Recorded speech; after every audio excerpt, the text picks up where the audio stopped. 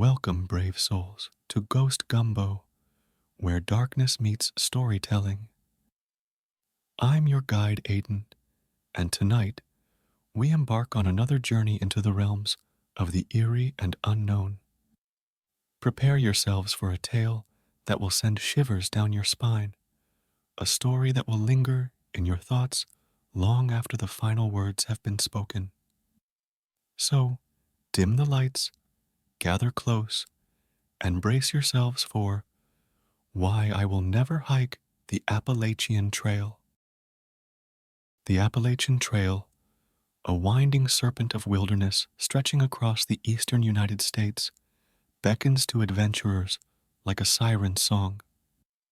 Its ancient trees whisper secrets, and its rocky crags promise both challenge and reward. But there are places along that trail, dark, forgotten corners where the forest holds its breath, that defy explanation. I know this because I once hiked those haunted miles, and I will never forget what I encountered.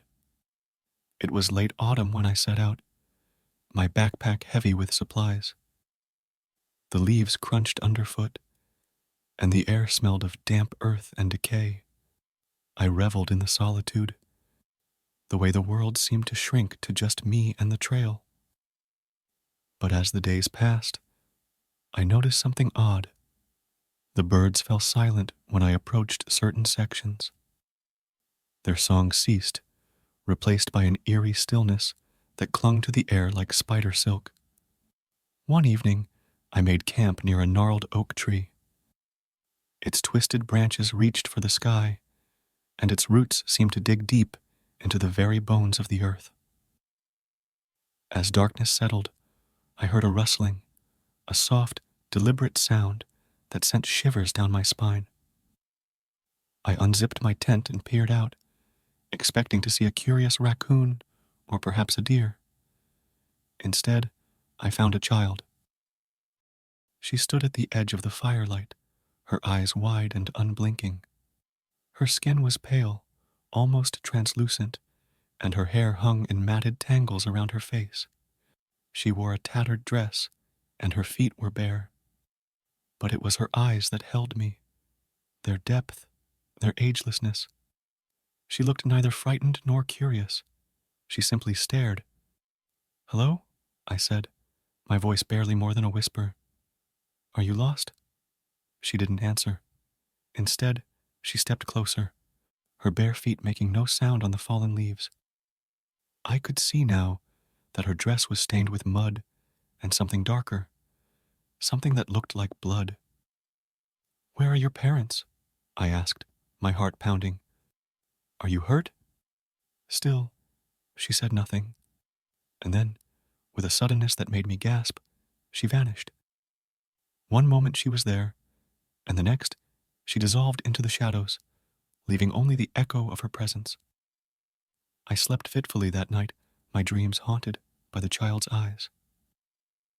When I woke, the sun was just beginning to rise, and I knew I had to move. But as I packed up my gear, I noticed something strange. The gnarled oak tree was gone. In its place stood a sapling, its leaves vibrant green, its branches reaching toward the sky. It was as if the ancient oak had never existed. I continued my hike, but the child's visit stayed with me. I asked other hikers if they'd seen her, but none had. They laughed, called it a ghost story, a figment of my imagination. But I knew what I'd seen. And I knew that the Appalachian Trail held secrets darker than any ghost. Days turned into weeks, and the trail led me deeper into the heart of the wilderness.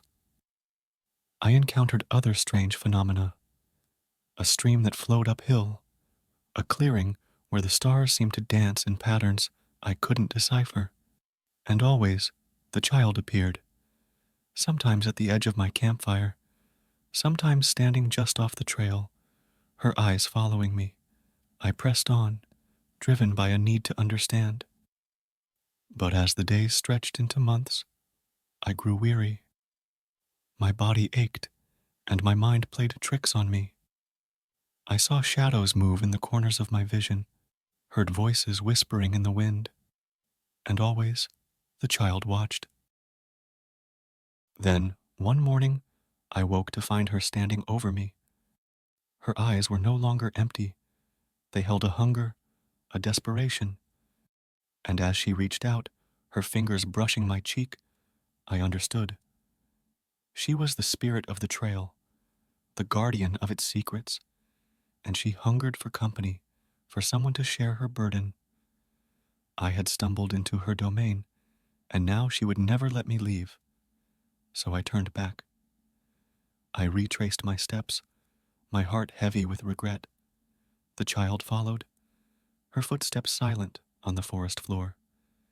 And as I emerged from the wilderness, I glanced back one last time. The sapling had grown into a mighty oak, its branches stretching toward the sky, and I knew that the child would wait there, watching forever. That's why I will never hike the Appalachian Trail again, because some secrets are better left buried in the shadows, where the trees remember and the earth keeps its silence. And that is all for this story. Thank you for listening, especially if you listened to the whole story. Hopefully, I will hear again from you in another video.